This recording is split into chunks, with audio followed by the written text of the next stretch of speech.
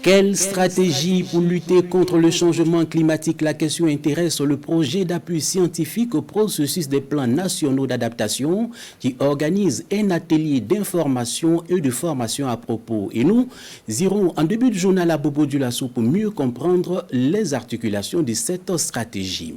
Dans cette édition, il sera aussi question de sécurité alimentaire, notamment de flambée de prix des denrées agricoles. Et pour cela, nous allons nous rendre à Dédougou pour mieux comprendre l'impact de cette augmentation sur les ménages vulnérables.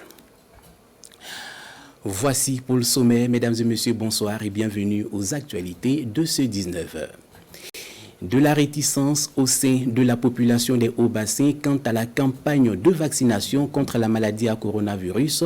Sur 15 000 doses reçues, seulement 5 000 ont été administrés en 3 mois environ. Que faire pour inverser la tendance? C'est la question que se pose le comité de riposte et de gestion des épidémies au cours d'une session tenue ce 10 août à Bobo Dioulasso.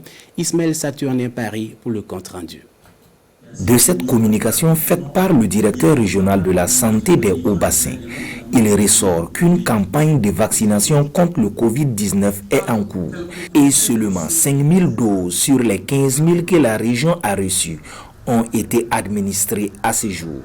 Pourtant, de nouveaux cas sont signalés après une période d'accalmie et à la date du 9 août 2021, 13 cas actifs sont enregistrés dans la région des Hauts-Bassins. La vaccination vient compléter la riposte qui était déjà en cours depuis l'année passée, dès le début de la maladie.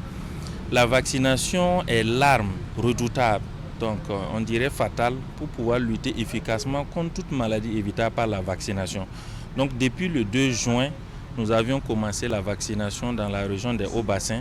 Par cette rencontre, le comité régional de gestion et de riposte contre les épidémies de la région des Hauts-Bassins entend remobiliser la population sur le respect des gestes barrières et susciter une adhésion à la campagne de vaccination contre cette pandémie. Il y a une nouvelle donne qui est que nous sommes dans une phase où, en plus des mesures barrières, il faut associer la vaccination. Et nous avons reçu 15 000 doses d'AstraZeneca dans notre région. Et le vaccin Johnson & Johnson arrive bientôt. Et tout ceci associé permettra aux populations d'être encore protégées contre la maladie. La vaccination est volontaire et gratuite. Il est demandé à la population de faire le déplacement des différentes formations sanitaires pour recevoir leur dose. Le projet d'appui scientifique au processus des plans nationaux d'adaptation a réuni hier à Bobo Dioulasso 45 participants pour une mise à niveau sur les mécanismes nationaux de lutte contre le changement climatique. Suivant l'ouverture des travaux avec Betty Bienaon et Adaman Julien Dambélé.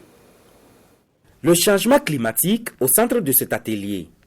Un atelier d'information et de formation au profit des acteurs de la région des Hauts-Bassins sur les mécanismes d'opérationnalisation du plan national d'adaptation au changement climatique et de la contribution déterminée au niveau national.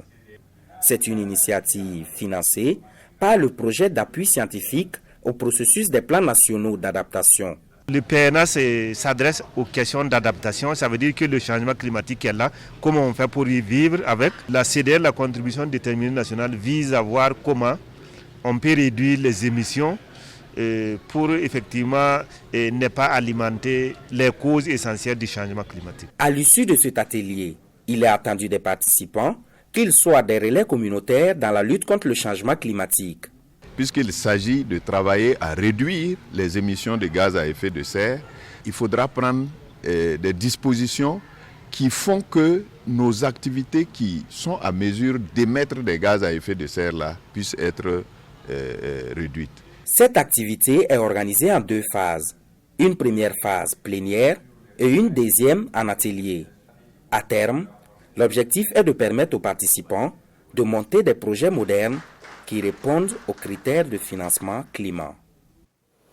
2 structures, la RTB de Gawa et la Direction régionale de la communication du Sud-Ouest, une même vision, participer à la campagne de réforestation dans la région. Pour cela, elles ont organisé une journée de plantation d'arbres le 31 juillet dernier au sein de la RTB. De plus de détails avec Oumarou Sagnon et Christophe Da. Goyavier, moringa, anacardier et eucalyptus sont les 4 types de plants mis en terre ici dans la cour de la RTB de Kawa par les professionnels des médias.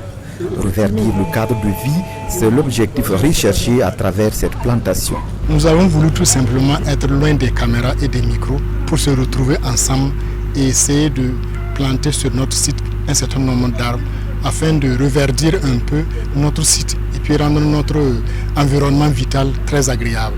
Vous avez vu que tous les agents pratiquement sont sortis pour venir pour planter. C'est ça, c'est ce que nous avons voulu ressentir. Afin de réussir cette action, les planteurs d'un jour bénéficient de l'appui en conseil de techniciens de la direction provinciale de l'environnement du Poni. Nous avons procédé à la mise en place de 4 espèces. Nous sommes là pour vous accompagner techniquement. Alors, techniquement, c'est-à-dire comment procéder de la trouvaison jusqu'à la mise en terre.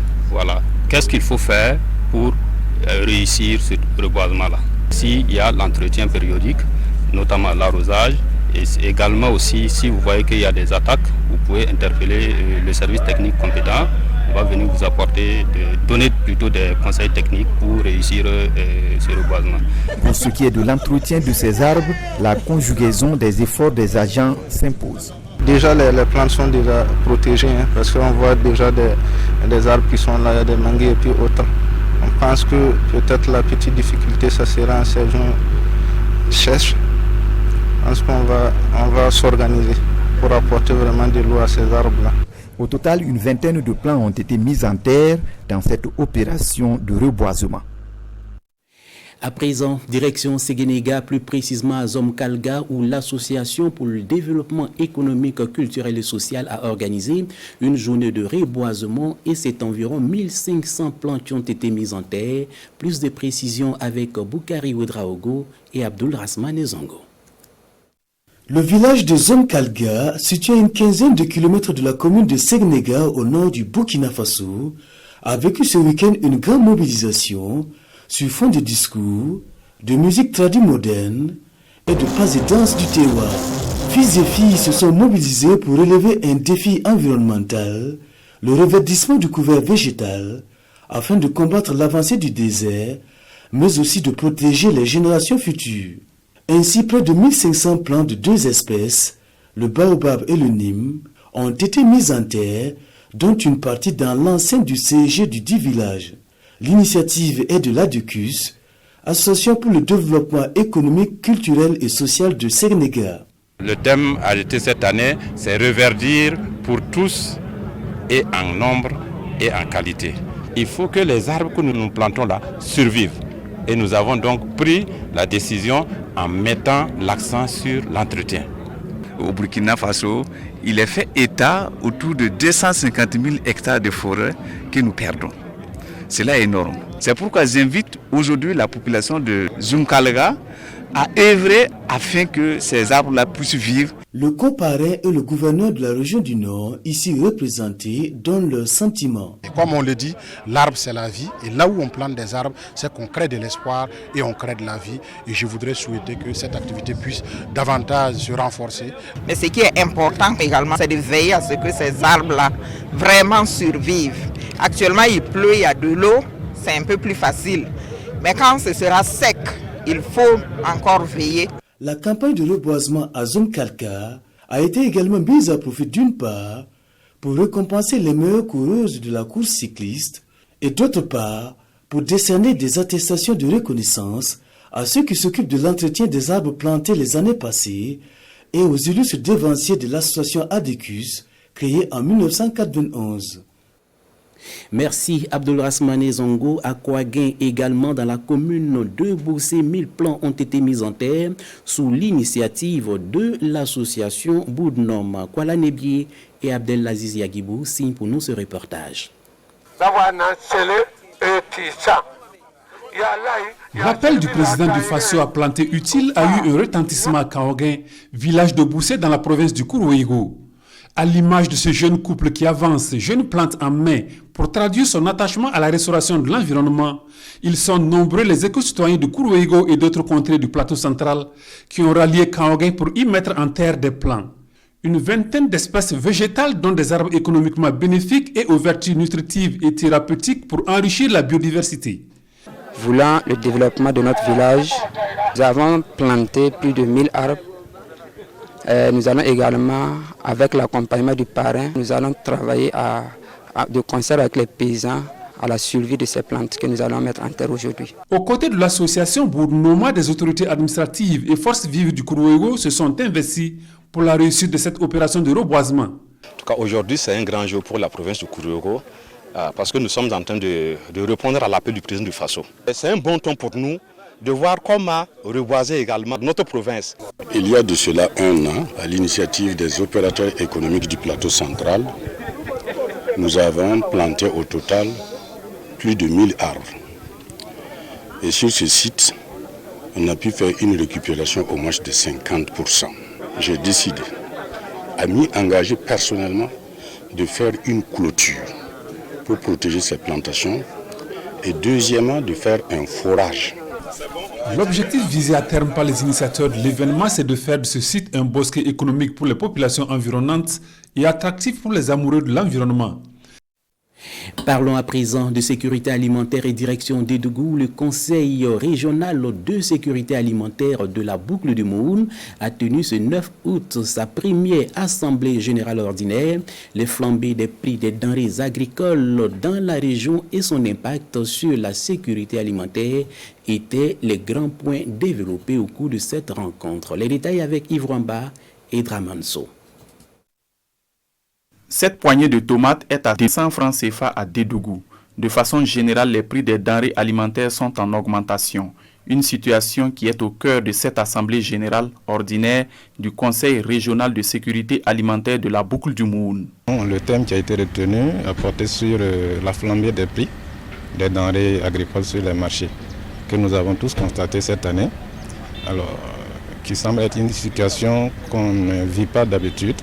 Alors donc le Conseil va se pencher pour faire l'état des lieux, comment les prix ont évolué sur les marchés, pourquoi il y a eu cette flambée et surtout faire des propositions pour qu'à l'avenir on puisse prévenir ce genre de flambée qui impacte négativement la sécurité alimentaire des populations. Le Conseil régional de sécurité alimentaire est un cadre de concertation dont les décisions permettent d'améliorer la disponibilité et la stabilité des prix de certaines denrées de première nécessité. Chaque région donc a sa spécificité et pourra donc proposer des solutions spécifiques selon le contexte donc, que la région vit. Et donc les solutions qui peuvent être proposées peuvent aussi être appliquées dans d'autres régions. Dans la Boucle du Moun, 19 boutiques témoins offrent des denrées à prix subventionné. Cette assemblée générale permet la prise d'autres mesures et la maîtrise de l'information sur la sécurité alimentaire. L'univers du livre vient de s'enrichir avec la parution du roman L'amour parfait de l'écrivain Lazare Balima, un roman qui retrace les turbulences dans une relation sentimentale, lesquelles turbulences nous sont comptées ici, Pataga Kafato. Angèle s'était pourtant convaincue que Parfait était l'incarnation de l'amour parfait jusqu'à ce qu'elle rencontre Angéline à l'université, une camarade qui va l'entraîner dans les vicissitudes et à semer le doute quant à ses sentiments. C'est le début d'une vie pleine d'ennuis et d'incertitudes dans laquelle nous plonge le jeune écrivain Lazare Balima dans son roman intitulé L'amour parfait. L'amour parfait, il n'y a pas de chemin qui conduit vers l'amour parfait, mais l'amour parfait, c'est nous-mêmes. C'est au même moment que nous cherchons à atteindre la perfection, c'est comme ça que nous construisons aussi l'amour parfait. Une œuvre qui signe la confirmation des talents littéraires de l'auteur qui s'est annoncée en 2019 avec La fin de l'espoir d'espoir. Et pour le parrain et les critiques littéraires, c'est tout simplement un roman à lire, à relire, bref, à découvrir. C'est le lieu de le féliciter vivement pour cette prouesse. Du roman, je ne dirai rien. J'inviterai les uns les autres à le découvrir, à le parcourir, pour ressentir ce qu'on peut ressentir quand on lit un roman qui parle de l'amour. Quant au jeune écrivain Lazare Balima, beaucoup d'autres productions sont en projet, mais en attendant, les lecteurs sont invités à découvrir L'amour parfait. Voilà, c'est la fin de cette édition. Merci à vous pour votre fidélité. Rendez-vous demain, même heure. Bonsoir.